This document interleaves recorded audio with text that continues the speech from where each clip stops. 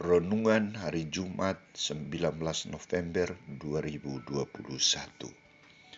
Orang banyak terpikat pada Yesus dan ingin mendengarkan Dia. Bacaan pertama diambil dari kitab pertama Makabe, bab 4 ayat 36 sampai 37, ayat 52 sampai 59. Dan bacaan Injil dari Injil Lukas bab 19 ayat 45 sampai 48.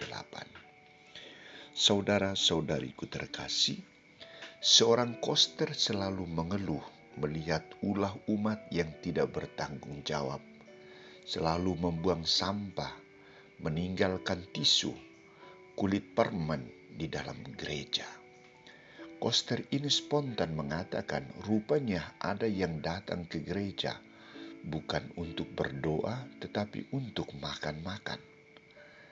Perlakuan terhadap bait Allah, gereja, rumah Tuhan pada zaman Yesus dan sekarang tidak berbeda. Pada zaman Yesus masuk ke bait Allah dan mulai mengusir semua pedagang di situ. Katanya kepada mereka, ada tertulis, rumahku adalah rumah doa. Tetapi kamu menjadikannya sarang penyamun. Pada saat sekarang, di halaman gereja ada tertulis, jangan membuang sampah di sembarangan tempat. Atau selalu diumumkan, jangan membuang sampah di gereja, jangan tinggalkan tisu di dalam gereja. Tindakan orang yang tidak menghormati gereja sebagai tempat yang kudus, rumah doa, adalah tindakan melecehkan, mengotori dan mencemarkan rumah Allah. Rumahku adalah rumah doa dan kamu jadikan sebagai sarang penyamun. Artinya, Yesus sungguh-sungguh menyadarkan mereka akan pentingnya bait Allah sebagai rumah doa. Rumah Allah bukan tempat berjualan atau makan-makan. Tindakan Yesus adalah sebuah penyadaran akan kebenaran yang perlu ditegakkan dan dijunjung tinggi. Ia mengajak mereka agar tahu membedakan mana tempat berjualan, pasar, dan lain-lain, dan mana tempat untuk berdoa, gereja, bait Allah, masjid, pura, dan lain-lain.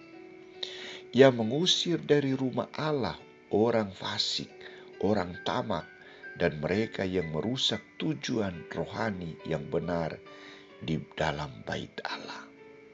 Bagaimana tanggapan atau tindakan Yesus? Bagaimana tanggapan atas tindakan Yesus? Ada dua tanggapan.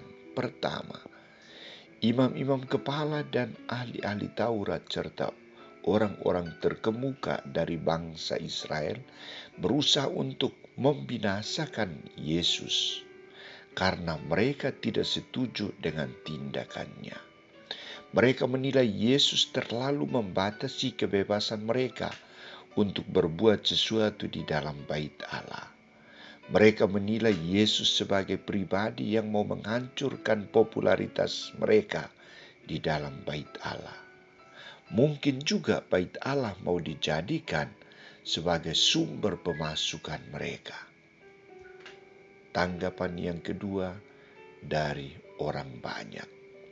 Seluruh rakyat terpikat kepadanya dan ingin mendengarkan Dia. Orang banyak melihat tindakan Yesus sangat benar, sangat tepat. Maka mereka hadir untuk mendengarkan Dia. Mereka hadir untuk berkomunikasi dengan Dia.